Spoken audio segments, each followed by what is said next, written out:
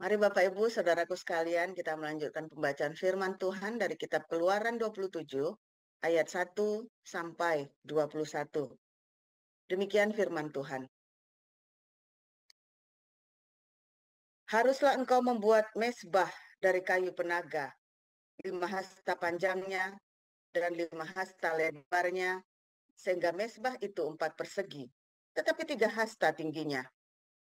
Haruslah engkau membuat tanduk-tanduknya pada keempat sudutnya. Tanduk-tanduknya itu haruslah seiras dengan mezbah itu, dan haruslah engkau menyebutnya dengan tembaga. Juga harus engkau membuat kuali-kualinya, tempat menaruh abunya, dan sodok-sodoknya, dan bokor-bokor penyiramannya, garpu-garpunya, dan perbaraan-perbaraannya. Semua perkakasnya itu harus kau buat dari tembaga. Haruslah engkau membuat untuk itu kisi-kisi, yakni jala-jala tembaga, dan pada jala-jala itu haruslah kau buat 4 gelang tembaga pada keempat ujungnya. Haruslah engkau memasang jala-jala itu di bawah jalur mezbah itu, mulai dari sebelah bawah, sehingga jala-jala itu sampai setengah tinggi mezbah itu. Haruslah engkau membuat kayu-kayu pengusung untuk mezbah itu. Kayu-kayu pengusung itu, ulang, kayu-kayu pengusung dari kayu tembaga, kayu-kayu pengusung dari kayu penaga, dan menyalutnya dengan tembaga.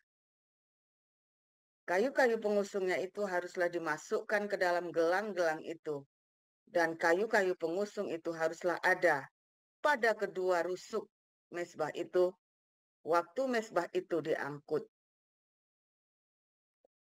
Mezbah itu harus kau buat berongga dan dari papan, seperti yang ditunjukkan kepadamu dari atas gunung itu. Demikianlah harus dibuat mezbah itu. Haruslah engkau membuat pelataran kemah suci untuk pelataran itu pada sebelah selatan. Harus dibuat layar dari lenan halus yang dipintal benangnya. 100 hasta panjangnya pada sisi yang satu itu. Tiang-tiangnya harus ada 20 dan alas-alas tiang itu harus 20 dari tembaga. Tetapi kaitan-kaitan tiang itu dan penyambung-penyambungnya harus dari perak. Demikian juga pada sebelah utara, pada panjangnya harus ada layar yang 100 hasta panjangnya. Tiang-tiangnya harus ada 20 dan alat-alat tiang itu harus 20 dari tembaga. Tetapi kaitan-kaitan tiang itu dan penyambung-penyambungnya harus dari perak. Dan pada lebar pelatarannya itu, pada sebelah barat, harus ada layar yang 50 hasta dengan 10 tiangnya dan 10 alas tiang itu. Lebar pelataran itu, yaitu bagian muka pada sebelah timur harus 50 hasta, yakni 15 hasta layar untuk sisi yang satu di samping pintu gerbang itu dengan 3 tiangnya dan 3 alas tiang itu. Dan juga untuk sisi yang kedua di samping pintu gerbang itu 15 hasta layar dengan 3 tiangnya dan 3 alas tiang itu. Tetapi untuk pintu gerbang pelataran itu tirai 20 hasta dari kain ungu tua dan kain ungu muda, kain kirmizi, dan dari lenan halus yang dipintal benangnya. Tenunannya yang berwarna-warna dengan 4 tiangnya dan 4 alas tiang itu. Segala tiang yang mengelilingi pelataran itu haruslah dihubungkan dengan penyambung-penyambung perak, dan kaitan-kaitannya harus dari perak dan alas-alasnya dari tembaga. Panjang pelataran itu harus 100 hasta, lebarnya 50 hasta, dan tingginya 5 hasta dari lenan halus yang dipintal benangnya, dan alas-alasnya harus dari tembaga. Adapun segala perabotan untuk seluruh perlengkapan kemah suci dan juga segala patoknya dan segala patok pelataran, semuanya harus dari tembaga. Haruslah kau perintahkan kepada orang Israel supaya mereka membawa kepadamu minyak zaitun tumbuk yang murni untuk lampu, supaya orang dapat memasang lampu agar tetap menyala. Di dalam kemah pertemuan, di depan tabir yang menutupi tabut hukum, haruslah Harun dan anak-anaknya mengaturnya dari petang sampai pagi di hadapan Tuhan. Itulah suatu ketetapan yang berlaku untuk selama-lamanya bagi orang Israel turun-temurun. Demikian. Terima kasih Pak Abraham. Terima kasih Bu Nerliana. Untuk pembacaan berikutnya kita akan baca dari 1 Korintus pasal 11 ayat 1 sampai dengan 31 ayat 1 sampai dengan 16 akan dibacakan oleh Bu Sarma, dan ayat 17 sampai dengan 34 akan dibacakan Bu Kristi Wijaya. Bu Sarma, dipersilakan Bu. Baik, saya akan bacakan kebenaran firman Tuhan yang terambil dari 1 Korintus 11 ayat 1 sampai 16.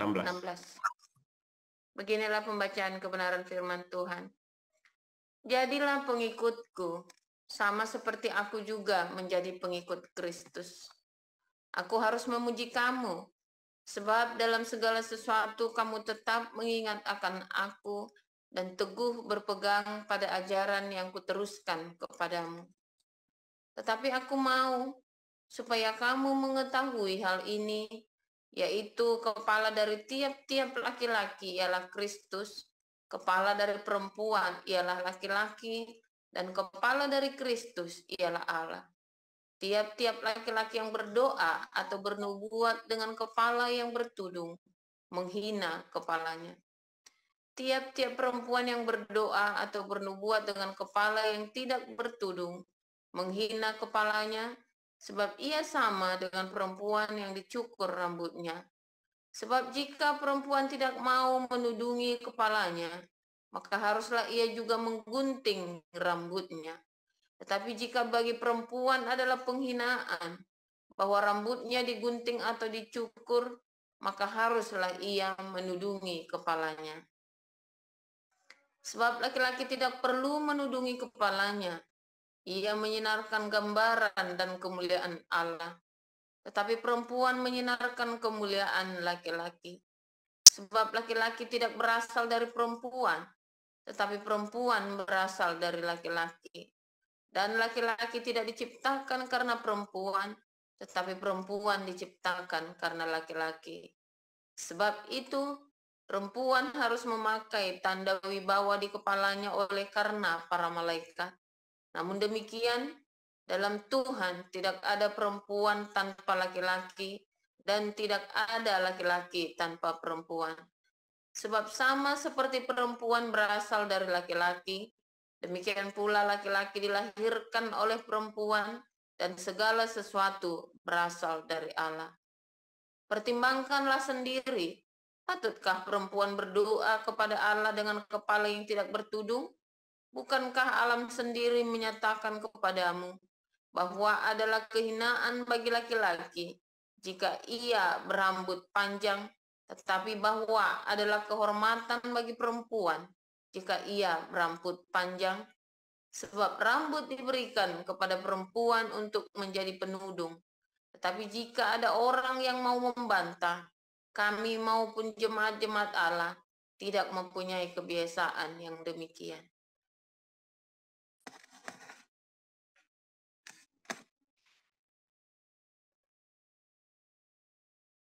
Baik, terima kasih Bu Sarma. Untuk selanjutnya kita akan lanjutkan Bu Kristi Wijaya. Silakan. Ya, lanjut. Kebiasaan-kebiasaan yang salah dalam perjamuan mana?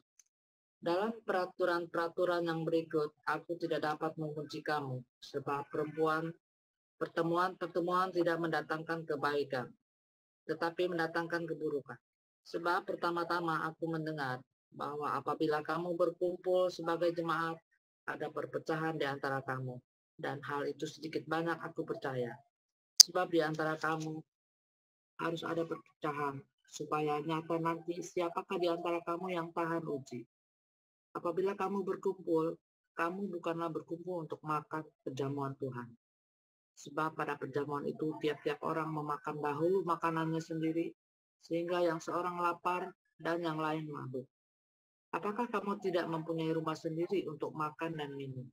Atau maukah kamu menghinakan jemaat Allah dan memalukan orang-orang yang tidak mempunyai apa-apa? Apakah yang kukatakan kepada kamu? Memuji kamu? Dalam hal ini aku tidak memuji. Sebab apa yang telah kuteruskan kepadamu telah aku terima dari Tuhan, yaitu bahwa Tuhan Yesus pada malam waktu ia diserahkan mengambil roti, dan sesudah itu ia mengucap syukur atasnya. Ia memecah-mecahkannya dan berkata, inilah tubuhku yang kuserahkan bagi kamu. Perbuatlah ini menjadi peringatan akan aku. Demikian juga ia mengambil cawan sesudah makan lalu berkata, cawan ini adalah perjanjian baru yang dimateraikan oleh darahku. Perbuatlah ini setiap kali kamu meminumnya menjadi peringatan akan aku. Sebab setiap kali kamu makan roti ini dan minum cawan ini, kamu memberitakan kematian Tuhan sampai ia datang. Jadi barang siapa dengan cara yang tidak layak makan roti atau minum cawan Tuhan, ia berdosa terhadap tubuh dan darah Tuhan.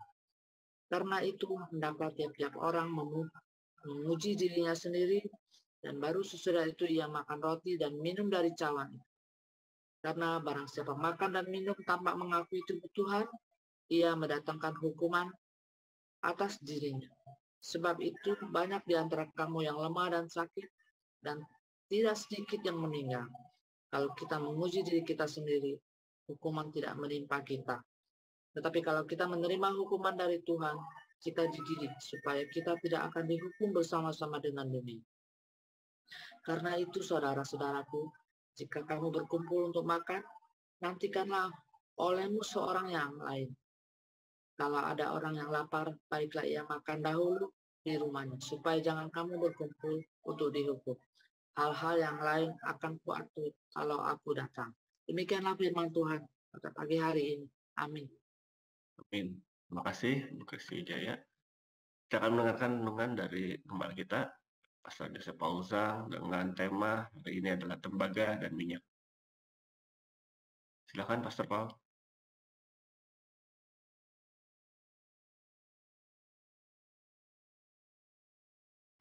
Haleluya, firman Tuhan selalu baru setiap hari bagi kita semua yang menanti-nantikan Tuhan dengan pengharapan, saudara ya.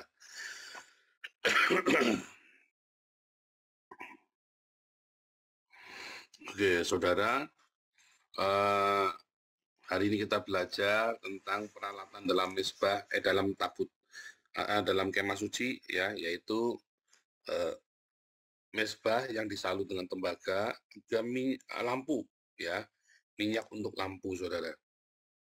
Saudara, di dalam kemah suci itu, ya, ada tabut perjanjian, ada lampu, ada meja ukupan, ada meja roti, saudara ya. Dan di dalam setelah di kemah suci atau kemah mahasuci, di pelatarannya itu nanti ada mesbah tembaga, saudara. Mesbah tembaga. Sebelum Anda masuk ke ruang mahasuci, Anda pasti melewati semua perkakas yang disalut dengan tembaga. Mengapa harus dengan tembaga? Karena tembaga itu ya berasal dari berasal dari huruf taf ya saudara ya, taf huruf paling terakhir yaitu perjanjian. Kalau Anda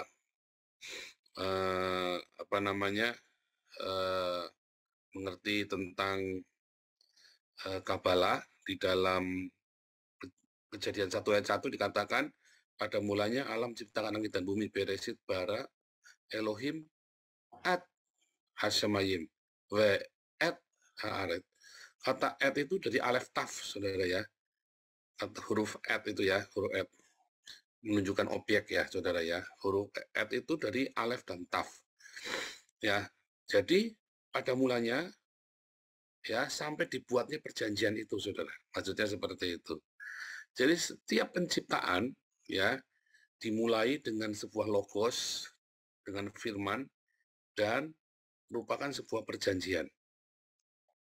Penciptaan langit dan bumi itu diawali dengan logos dan perjanjian. Nah itu saudara ya, yang awal dan yang akhir itu adalah sebuah perjanjian yang kekal saudara. Itu maksudnya ya, makanya huruf taf itu, huruf alef dan huruf taf itu sangat penting di dalam hermeneutik atau tafsir Alkitab versi Yahudi, saudara, huruf alef dan taf itu. Nah, sama juga ya, huruf taf itu artinya memang perjanjian. Ya, kalau Anda melihat, ya, ada kuasa, alef, ox, kuasa, strong, power, dan taf, ada perjanjian, ada kuasa di dalam perjanjian. Sehingga semua perkakas bait suci itu harus disalut dengan tembaga. Mengapa enggak emas ya saudara ya? Ada mereka punya emas banyak loh. Ya, tetapi dengan tembaga. Ya, disalutnya dengan tembaga. Tembaga adalah sebuah perjanjian ya saudara ya. Dan kalau Anda lihat huruf taf itu simbolnya itu salib saudara. Ya. Itulah perjanjian yang abadi, perjanjian yang kekal. Salib Kristus itu perjanjian yang abadi, saudara. Di mana cintanya Tuhan itu dicurahkan untuk umat manusia. Makanya huruf taf itu disimbolkan dengan tanda salib. Ya, saudara ya. Nanti kalau Anda belajar lagi, Nehustan, ular tembaga, itu juga sama ya. Ular yang ditinggikan, disalib itu loh, saudara. Nah, itulah sama seperti Musa meninggikan ular di padang gurun, anak manusia harus ditinggikan, Yohanes 3 itu ya. Nah, itu dengan cara disalib. Ya, huruf tanda simbolnya simbol salib tuh. Ya. Huruf taf itu. Tembaga, juga perjanjian, juga bicara tentang salib, saudara. Saudara semua harus dengan tembaga, disalut dengan tembaga. Artinya kehidupan Anda dengan saya ketika dipersembahkan kepada Tuhan, kita dipilih menjadi umatnya yang kudus, kita dipilih dengan sebuah perjanjian. Kemarin kita sudah belajar perjanjian apa, saudara? Perjanjian cinta. Ya, kemarin kita sudah belajar ya. Minggu kemarin waktu saya masih sakit itu ya. Mudah-mudahan Anda masih ingat. Ya, perjanjian cinta, saudara. Anda dan saya, kita punya perjanjian cinta dengan Tuhan, saudara. Dengan Yehova. Yang kita kenal di dalam nama Yesus Kristus. Anda dan saya punya perjanjian agape dengan Yehova, saudara. Ya, kita punya perjanjian cinta. Kalau kamu langgar perjanjian cinta itu, maka hidupmu tidak akan bahagia, saudara. Bukan karena cintanya itu menghukum kamu, tetapi bagaimana cara supaya kamu tetap hidup di tanah perjanjian. Bagaimana kamu supaya masuk tanah perjanjian, kamu harus punya perjanjian cinta. Bagaimana supaya kamu tetap tinggal di tanah perjanjian, kamu harus memelihara cinta. Ulangi, bagaimana kamu bisa masuk ke tanah perjanjian? Kamu harus punya iman, kamu harus punya perjanjian cinta. Untuk kamu bisa tetap tinggal di tanah perjanjian, kamu juga harus punya tinggal tetap di dalam perjanjian cinta. Kalau kamu gagal dengan perjanjian cinta itu, bukan perjanjian itu yang menghukum kamu, bukan Tuhan menghukum kamu, kamu sendiri yang menghukum dirimu sendiri. Karena kamu gagal untuk mencintai, saudara. Kamu gagal untuk mengasihi. Tuhan dan mengasihi sesama, maka hidupmu walaupun di tanah perjanjian tetapi serasa di neraka. Ya, tetapi kalau kamu hidupnya dengan perjanjian cinta, kamu akan hidup di dalam tanah perjanjian. Ya, saudara ya. Dan perjanjian cinta itu ya harus tetap diterangi dengan apa saudara? Dengan kesaksian Kristus. Makanya saudara di dalam pelajaran akhir zaman ada dua saksi, ya dua saksi ini adalah orang yang memiliki Torah dan memiliki kesaksian. Kenapa disebut orang yang memiliki perintah Allah, perjanjian Allah, dan yang memiliki kesaksian Yesus Kristus? Ya, dalam Wahyu 12, coba kita buka Wahyu 12 ayat berapa tuh ya, Mbak? Saya bacakan aja ya, nanti Anda baca sendiri ya. Di dalam Wahyu 12,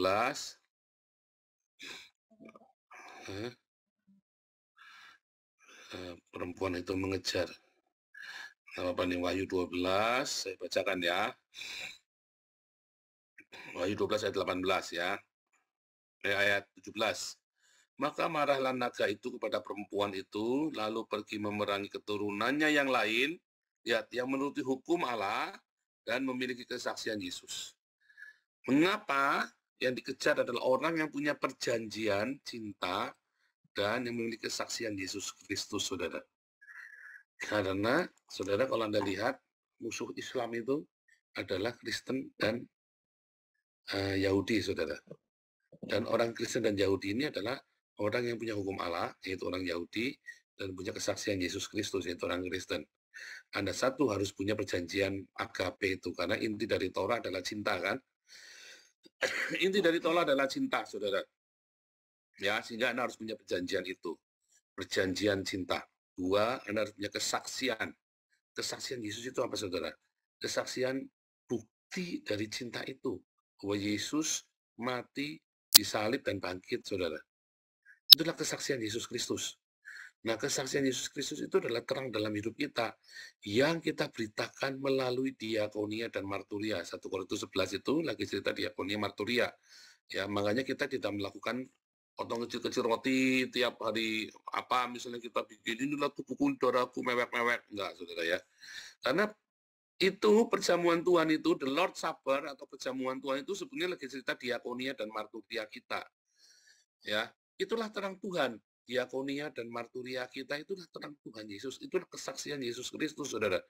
Ketika kamu melakukan diakonia dan marturia, ya, kamu melakukan sedekah, diakonia itu sedekah, bukan uang, saudara. Sedekah itu bukan uangmu.